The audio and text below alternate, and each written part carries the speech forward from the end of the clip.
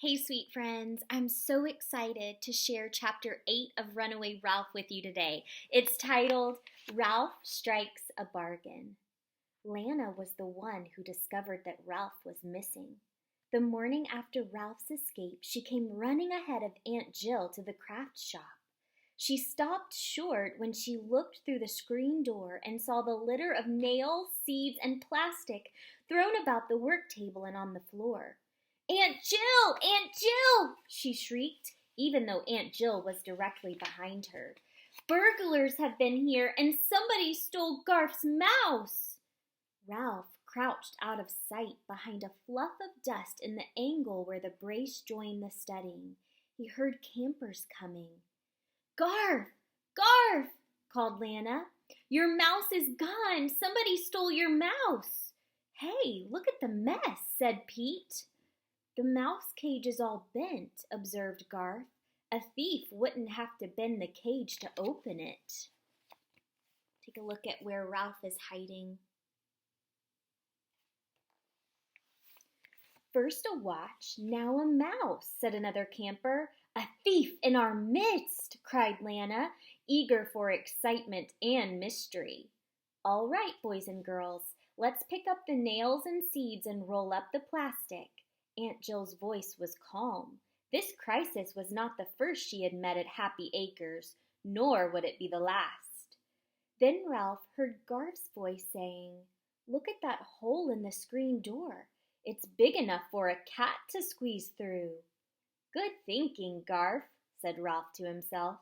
He had picked up this phrase from the many school teachers who had stayed at the Mountain View Inn while on their summer vacations.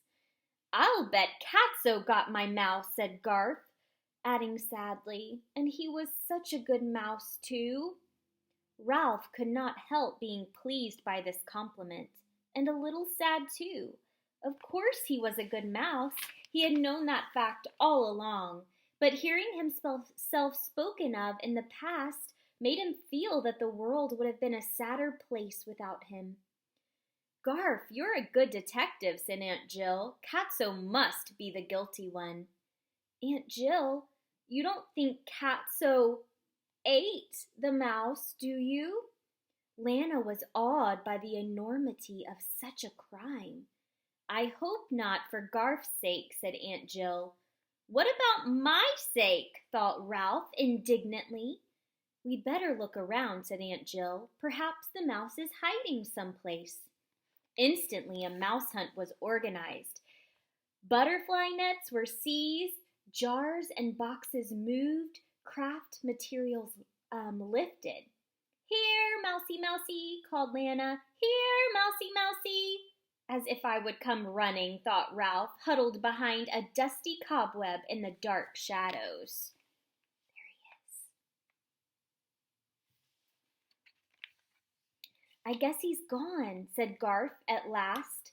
"The first and probably the last mouse I'll ever have."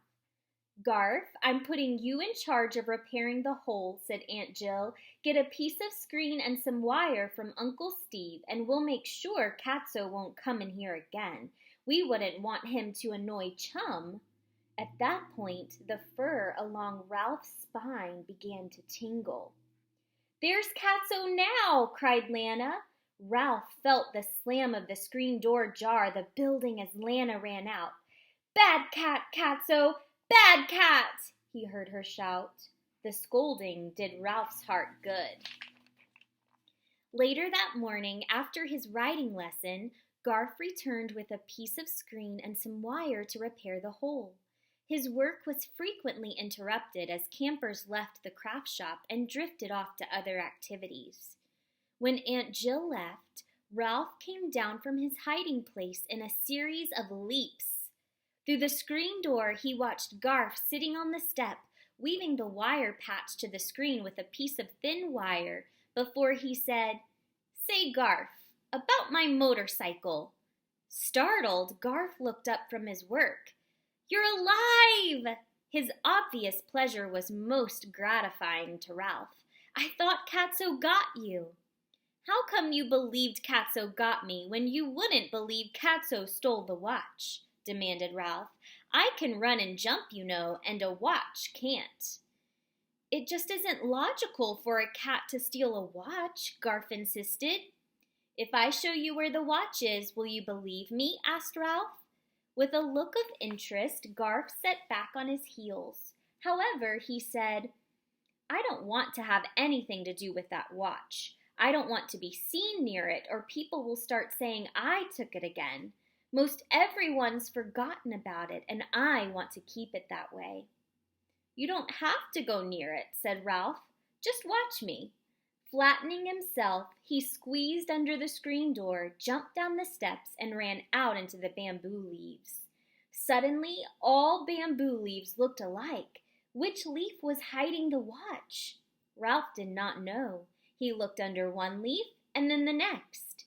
He heard Garth mutter, "Huh," and returned to his work. Over by one of the lodges, Lana shouted, "Bad cats! Bad cats!" Ralph pushed some leaves aside and crawled under others. Where was that watch anyway? There was no telling how many leaves had fallen since Catso had dropped the watch. Ralph sprawled deeper and deeper into the leaves and was finally rewarded by the touch of metal against his paw. Next, Ralph grasped the buckle on the leather strap and tugged. The watch was heavier than he had expected, but it slid across the smooth inside surface of the leaf. Ralph waded up through the leaves, pulling with all his strength, and at last emerged, dragging the watch behind him. "See," he said, "I told you I knew where it was." "Well, what do you know?" Garth sat down on the step to the craft shop. "You really did. How did the watch get there?" "I told you," said Ralph impatiently. "Catso picked it up in his mouth, carried it out here, batted it around a while, and finally dropped it where it slid under a leaf." "You know, I believe you're telling the truth," said Garth with wonder in his voice. "Of course I'm telling the truth." Ralph was indignant. "But what good does it do me?" asked Garth. "You know I can't return it, and if I said Catso stole it, people would laugh." This moment was the one Ralph had been waiting for. First, he pulled some bamboo leaves over the watch to hide it before he faced Garth. "All right, let's talk business," he said. "I return the watch and clear your name. You give me back my motorcycle." From the trampoline, Ralph heard Lana say as she bounced, "Bad dog, Sam! You're supposed to be a watchdog!" She stopped bouncing and began to scold Sam. "You're a watchdog. Why didn't you watch what Catso was doing? Why did you let Catso get that poor little mouse?" Garth thought a while before he said, "Why do you want the motorcycle? The ground is pretty uneven around here." "Why do you want it?" countered Ralph. "You're too big to ride it. It is mouse-sized and not boy-sized." "I want it because I like to think about motorcycles," said Garth. "I push it back and forth and think about riding a motorcycle when I grow up." "I want it to ride," said Ralph. "Now. Back to the Mountain View Inn. I want to go home." "The Mountain View Inn?" Garth was incredulous. "That's over a mile away. You'd never make it." Ralph recalled the long and thrilling downhill ride. He remembered how he had thought at the time that he would never be able to go back up the mountain road. "Maybe you're right," he admitted. "Of course you wouldn't," said Garth. He pulled the motorcycle out of his pocket and ran a finger over the front tire. "For one thing, your tires would never stand the trip. They're wearing smooth. There is still a lot of mileage left in them if you ride on floors, but they won't hold up on a highway." Oh, Ralph had not considered the possibility of his tires wearing out. "And another thing," said Garth, "you'd probably get laryngitis from making a motorcycle noise before you were halfway there." Ralph was utterly dejected. "I suppose you're right." "Bad Sam! Bad Sam!" scolded Lana from the trampoline. Ralph ducked under a leaf while some campers walked past. "What am I going to do?" he asked pitifully as he emerged. "I can't stay here with the cats. I'm a hotel mouse. I'm not used to living on weed seeds out in the cold. When winter comes, I'll probably die if the cats don't get me first. I've got to try to make it back to the hotel." "You should have thought about things like that before you ran away," chided Garth. "I should, but I didn't," said Ralph coldly. "You don't have to sound like a grown-up." "Sorry," apologized Garth. The dinner bell rang, and campers began to run toward the dining hall. Katso, avoiding Lana with a haunted look on his furry face, darted from one hiding place to the next on his way to the kitchen door.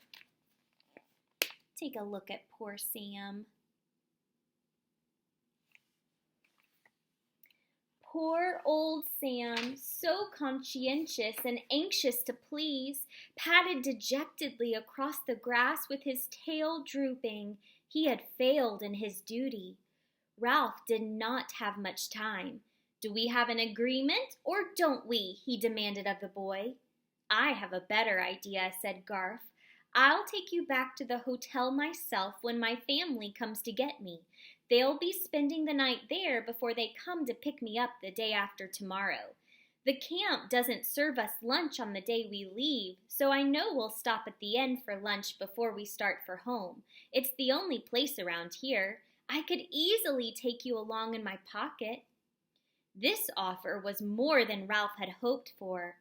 "But the motorcycle," he persisted. "If I return the watch, will you give it back?"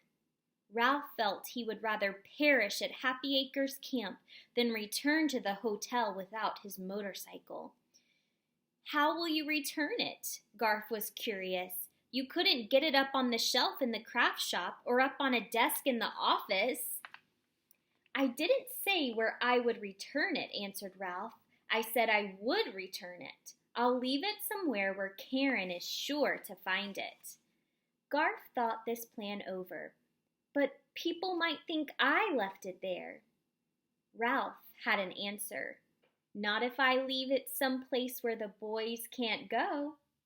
"You mean the girls' bathroom?" asked Garth, visibly impressed by Ralph's idea. "Maybe," said Ralph carelessly, "or Karen's lodge, or the girls' dressing room by the swimming pool. You better make up your mind or you'll be late for lunch." "It's a deal," said Garth suddenly. "You return the watch by tomorrow, and I'll give you back your motorcycle. The next day I'll take you to the inn, but remember, no watch, no motorcycle." "It's a deal," agreed Ralph, "and you might throw in a peanut butter and jelly sandwich for my dinner." "Would you care to shake on it?" asked Garth. Ralph extended his paw, which Garth took gently between his thumb and forefinger. They shook. "I'll meet you by the bamboo tomorrow morning after breakfast," said Garth, and he ran off toward the dining hall. "If you're not there, I'll come back later." "I hope I'll be there," thought Ralph, who knew that a night of peril lay ahead of him. A peanut butter and jelly sandwich would help to give him strength and courage. Over in the dining hall, the campers began to sing. "You can't get to heaven on roller skates, 'cause you'll roll right past those pearly gates. You can't get to heaven with a nickel in your jeans, 'cause the Lord don't allow no slot machines." And that's all for today, guys. Tomorrow we will be reading our very last chapter of Runaway Ralph. Can't wait to see you guys. Goodbye for now.